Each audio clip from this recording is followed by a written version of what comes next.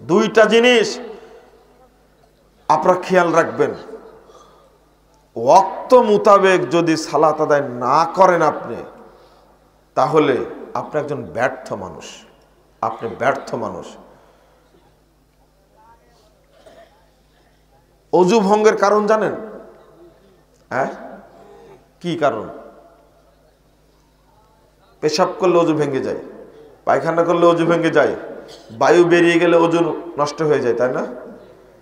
সিয়াম ভঙ্গের কারণ জানেন তো? ইচ্ছা করে খেলে সিয়াম ভেঙে যায়, জানেন না? এটা খুব সুন্দর জানেন। স্ত্রী সহবাস করলে সিয়াম ভেঙে যায়, জানেন না? 5:20 সূর্য ডুববে, কিন্তু 5:18 আপনার স্ত্রীর মাসিক দেখা দিয়েছে, সিয়াম আছে? আপনি সিয়াম ভঙ্গের কারণ জানেন, আপনি অজু ভঙ্গের কারণ জানেন, কিন্তু ঈমান ভঙ্গের কারণ জানেন না। আমি যেটা শুরুতে বলছিলাম, আবার ফিরে আসলাম ওই জায়গায়। বন্ধুরা, এটা হলো মূল।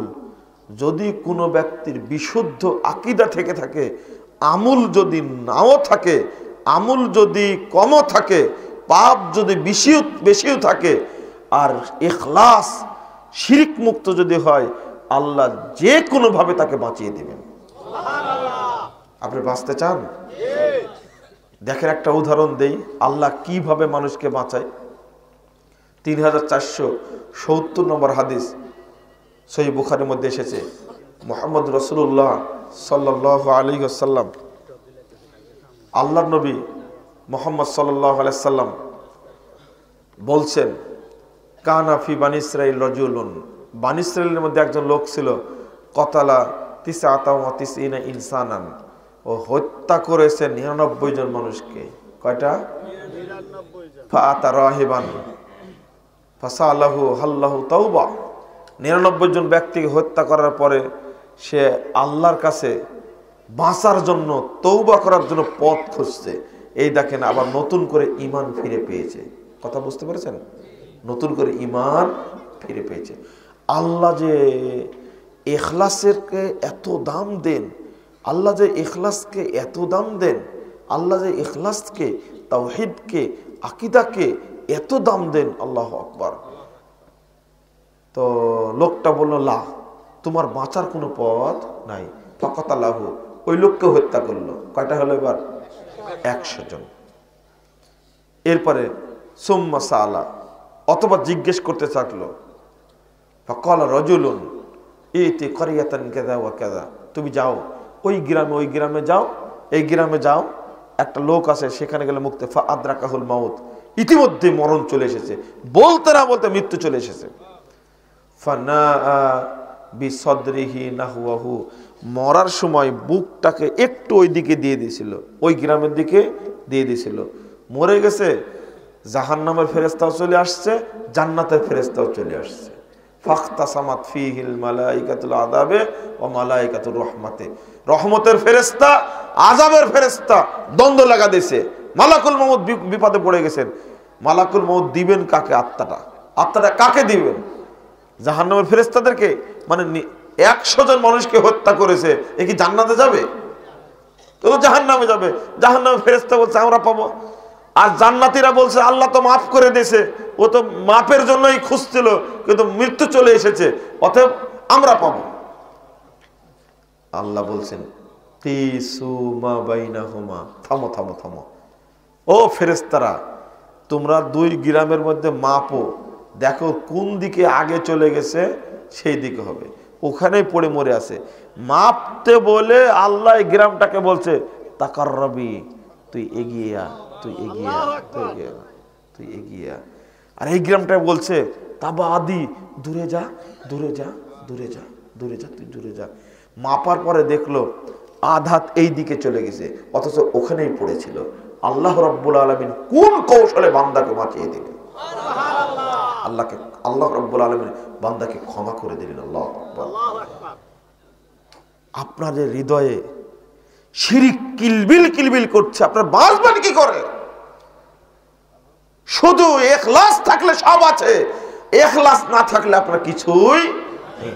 আল্লাহ কিভাবে বাঁচান দেখবেন 99 পৃষ্ঠায়, 92 পৃষ্ঠা তিরমিজির 2য় খণ্ডের মধ্যে এসেছে, রাসূল সাল্লাল্লাহু আলাইহি ওয়াসাল্লাম বলছেন, আল্লাহ একজন বান্দাকে ডাকবেন তার চাদরের তলে, ডাকার পরে দেখাবেন 99টা খাতা তার, এত বড় বড় খাতা হবে, যেদিকে চোখ যাবে সেই দিকেই তার খাতা লম্বা হবে।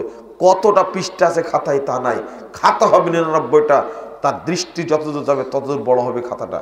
দেখার পরে বলবে, দেখো তো দেখো তো, এর মধ্যে আমার ফেরেশতারা কি তোমার উপর জুলুম করেছে, ভুল লিখেছে? আল্লাহর কাছে বলবে, লা ইয়া রাব্বি, আল্লাহ তোমার ফেরেশতারা ভুল করেনি, যা পাপ করেছি তাই লিখে রাখছে। উপায় কি? উপায় নাই। তা আল্লাহ বলবেন, ওয়ালাকা ইনদি আজরুন, তোমার একটা নেকি আমার কাছে আছে। আল্লাহ বাঁচাচ্ছেন কিভাবে? পুরোটাই পাপ আর পাপ, অন্য কোন নেকি নাই, শুধু পাপ আর পাপ।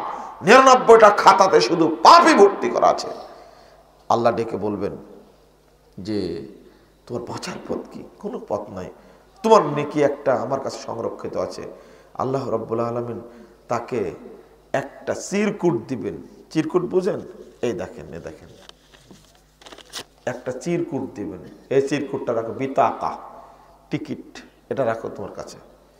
রাসূল মুহাম্মদ সাল্লাল্লাহু আলাইহি সাল্লাম বলছেন, তখন বান্দা বলবেন, আল্লাহ এতগুলো পাপের বিপরীতে ছোট্ট একটা চিরকুটের কি দাম আছে, কি দাম আছে? আল্লাহ বলবেন, বান্দা আমি কি তোমাকে ঠাট্টা করছি? কাছে রেখে দিও, এটা কাছে রেখে দিও। যখন ওজন করা হচ্ছে নেকি আর পাপ, পাপের পাল্লায় সমস্ত পাপ তুলে দেওয়া হয়ে গেছে, পাপের পাল্লা ভারী হয়ে গেছে, নেকির পাল্লায় কোনো নেকি নাই, নেকির পাল্লায় কোনো নেকি নাই। আল্লাহ রাসূল সাল্লাল্লাহু আলাইহি ওয়াসাল্লাম বলছেন, ফেরেশতারা ওই বান্দার হাত থেকে চিরকুটটা নিয়ে নেকির পাল্লায় দেওয়া মাত্রই নেকির পাল্লা ভারী হয়ে যায়।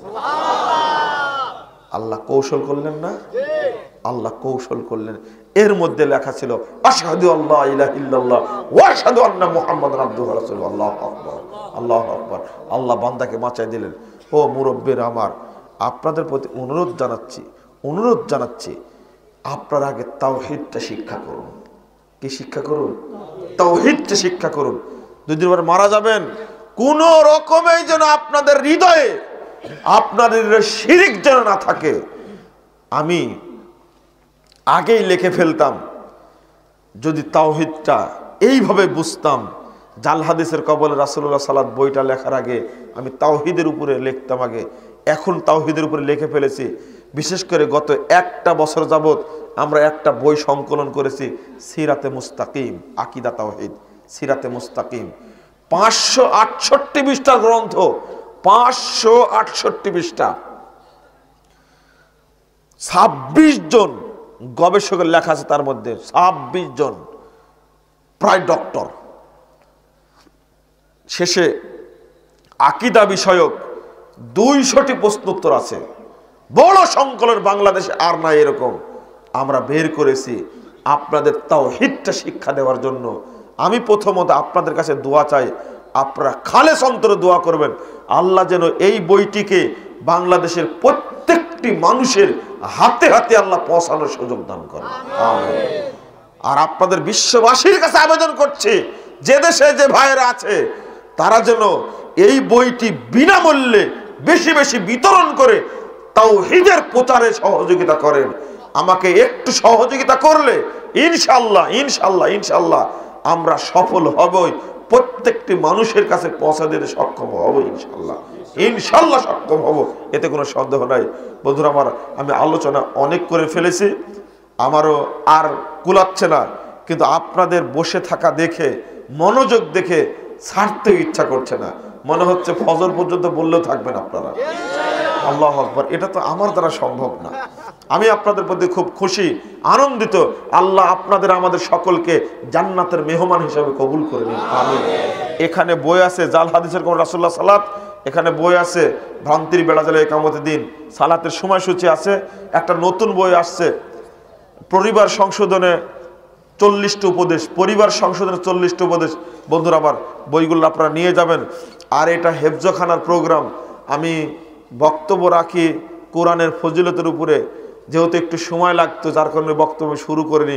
অন্যদিন কখনো আসলে আমি এই আলোচনা শুরু করব ইনশাআল্লাহ, আপনাদের বলবো। আল্লাহ রাব্বুল আলামিন আমাদের আপনাদের সকলকে দ্বীনি কাজে সময় দেওয়ার তৌফিক দান করুন, আমিন। আকুলু কাউলি হাদা আস্তাগফিরুল্লাহ ওয়া লাকুম ওয়া লিসাইরিল মুসলিমিন।